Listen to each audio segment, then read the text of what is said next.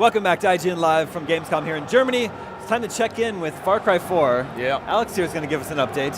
Thanks for coming by the show. No problem, it is loud here. I know, it's really loud. It's a shouting match.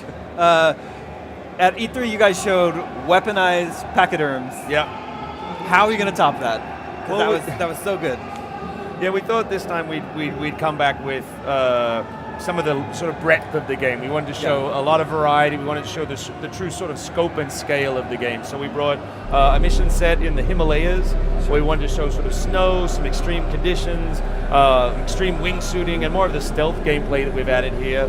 Some of the cool things like being able to throw bait that you've harvested from hunted animals and attract other animals in to finish off unwary foes.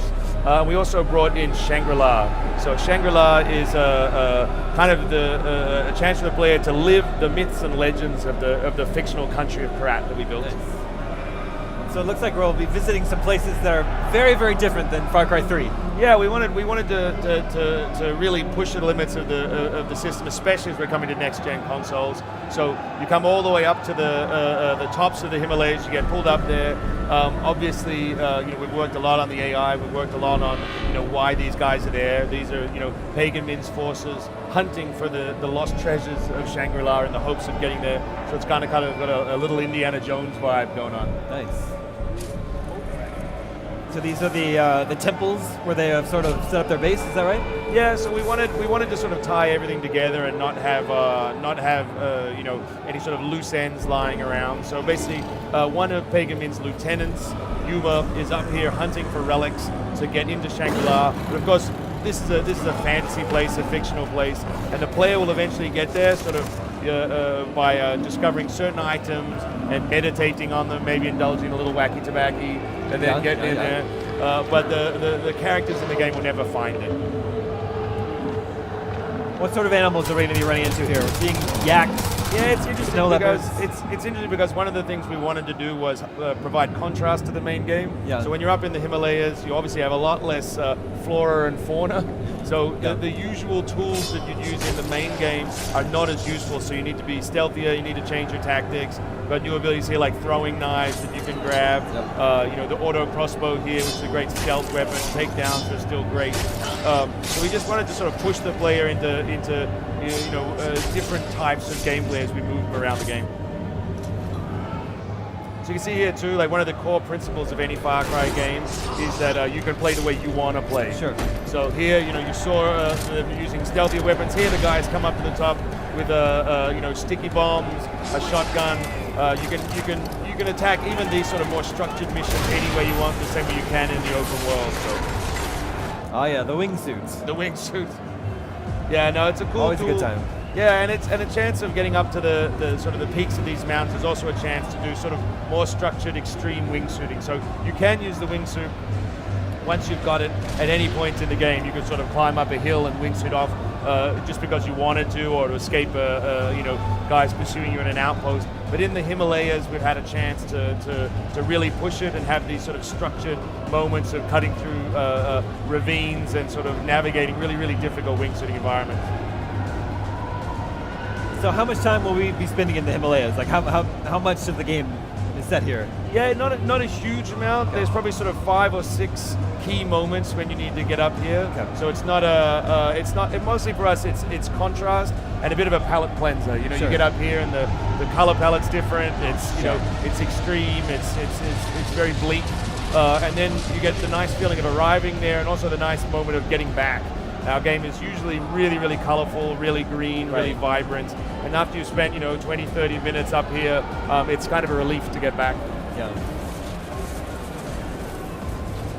Are we just taking the wingsuit all the way down here?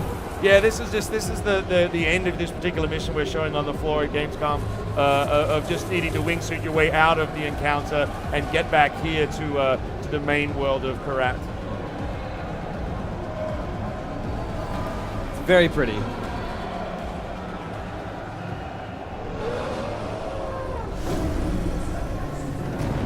So that's a look at the Himalayas, but that's not the only piece that you're showing us today, right? No. I think we also brought in the Shangri-La stuff as well, which is basically we're trying to deepen our living world. We were trying to provide more context, more believable characters in the world. And so we've invented a country, and we wanted it to be more than just the architecture. So we wrote sort of a fake religion for them, and then we wrote fake myths and legends. Sure. And this is mostly to inform the art. So, if we're going to have you exploring a temple in the main game, we want it to feel like a real place. We want it to be grounded. If people are going to use the names of gods or the names of things, we want them to be consistent. And once we'd written it all, we thought, well, this is kind of fun. Wouldn't it be more fun to actually allow the player to go there? So, as I said earlier, if you find these tanka pieces, which are kind of weavings that tell the story of Shangri-La, and you meditate on them, you can actually go into and relive the legend of Kalinag, who was a warrior who freed the Bells of Enlightenment in Shangri-La, and bring skills from that learning back to the main game. I see. Cool. And again, it's a chance to do something radically different. It's fun and very grounded to have real world enemies and a believable world. Sure. But sometimes I just love to make a shooter, a complete fantasy shooter. So this was the way you couldn't make a game. You remember Hexen? Oh yeah, for sure. You could, all those games these days you couldn't really make as a $60 AAA product. It's a tough sell to make those games, but we can every now and again squeeze a chunk of that fun and sort of hide it in the bigger game of Far Cry 4. Sure. I think, do you like to say that the environment is the main character in Far Cry? Always, like the living world, really. The main character is the player, and the world is the best character. The environment is the key to the story, and we really think of it as a place where we put in the tools and the toys and the opportunities and the challenges, and our goal is to let players tell themselves a story as much as it is for them to play through our story. What are we seeing here?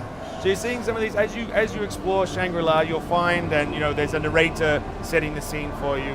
You'll find the bodies of previous explorers as they tried to free the Bells of Enlightenment. So you're learning about the world of Korat, you're learning about their history by playing through it. So you see the different sort of enemy types here. The basic idea is that this area has been polluted, the Bells have been constrained, it's been overrun by these demonic characters, and by freeing the Bells and wiping them out, you slowly bring peace back to the land. Another cool thing with this is it gives us a chance to have characters that don't just do real world things. So you've got characters like these guys who will actually phase in and out, like almost teleport as you try to fight them. So again, you have to change your tactics. You have a unique bow in this. You don't have any automatic weapons or any of the sort of modern tools that you have in the main game. So you have to adapt your strategy as a player, and you have to adapt to the new behaviors of the enemy. I like these wild dogs here. Something of course you couldn't do in a believable world of the main game, but we can do weird little things like have them detonate every time you can kill the dog, and if you use a headshot, you can use them almost like a landmine. So we're seeing some of that phasing happening here? Yeah. We've also got a tiger in this one. Again, animals are a huge part of our game. There's not just the sort of weaponized pachyderms, as you were saying. There's the honey badger, who's one of my favorites in the new one. There's rhinos, there's tigers, leopards, all that stuff. And there was always this idea of, wouldn't it be amazing to have my own like animal, almost a familiar. And in the main game, it doesn't really make much sense. But in this world, as part of the sort of the myth of Kalinag, we built your own tiger who can help you in instances like this. You can order him to attack in front of you, and then come in for the takedown yourself. So are there going to be? Does Shangri-La have its own missions? It's kind of there. It's more of a structured experience than the rest of the content in Far Cry 4. It is telling a very specific story, and even though they're exotic environments, they're a little more linear than the main game. Even though you can still be stealthy and action focused, you can use your own tactics. The missions themselves are more focused. Does it still operates under the idea of the 3 pillars, though? Yeah, for sure. Like it's still very much a core Far Cry experience, but we do want it to contrast very heavily with the main game. When you're there, you have different tools, different challenges. If it felt exactly the same, then we may as well not do it. So clearing outposts is one of my favorite things to do in Far Cry 3. Mm-hmm. Is that part of Himalayas or Shangri-La, or is that relegated to the main game? Some people felt that the Himalayan mission felt a little bit like an outpost. So I think that some of that gameplay flavor is inescapable. You know what I Yeah. mean? Like when it's a group of enemies in a focused area. But yeah, no, outposts are very much a big feature of the main game in the open world, not so much the sort of narrative structure of the game. Yeah, well now you have fortresses even, right? Yeah, I'm really excited about the fortresses. It's basically, you know, an outpost taken up several notches, highly defended. There's one fortress per antagonist. So there's basically 4 key antagonists in the game that work for Pagan Min, and each one has their own fortress, so they have a different flavor. Hopefully they provide a huge challenge for the player. And Sure. we're hoping that it encourages you to go away, reskill, or even invite your buddy into the game in I was co-op. gonna ask, yeah. Alex, thank you so much for coming by the show. Thanks so much. Far Cry 4, I think it looks awesome. It's out, what, November 18th? November 18th. 18th.